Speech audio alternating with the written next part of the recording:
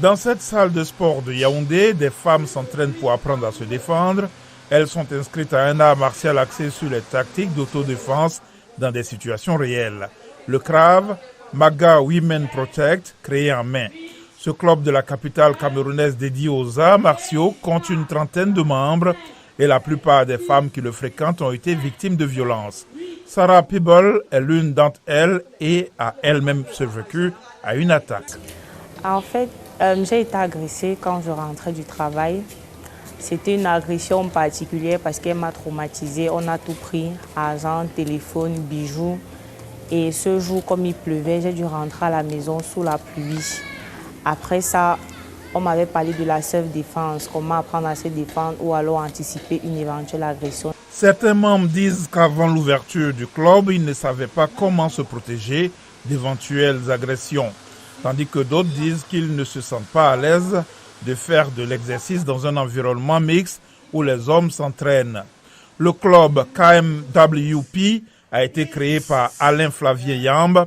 Il explique pourquoi il a lancé des cours réservés aux femmes. Donc pour des femmes, par exemple, qui sont souvent fait violenter, c'est souvent parfois traumatisant de revivre certains aspects de leur agression en salle, et surtout si elles sont en cours avec les hommes.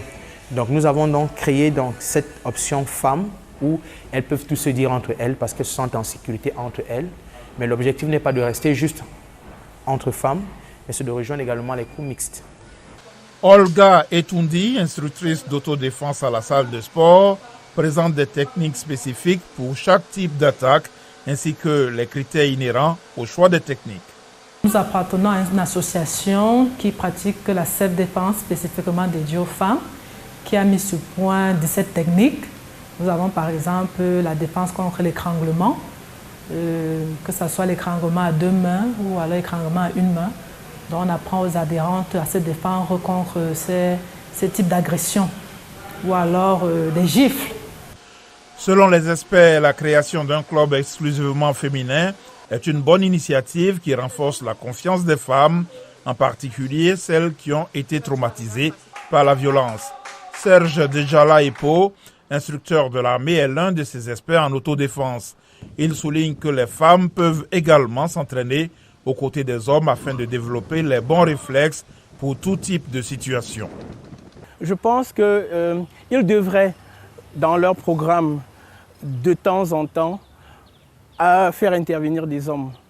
Oui, je pense qu'ils devraient, et ils gagneraient beaucoup plus à le faire.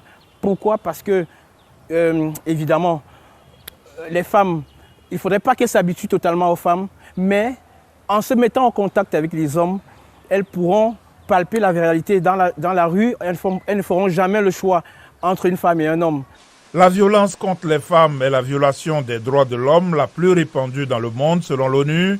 Ces femmes camerounaises espèrent changer cela en apprenant à se défendre contre la violence, une tactique d'art martial à la fois.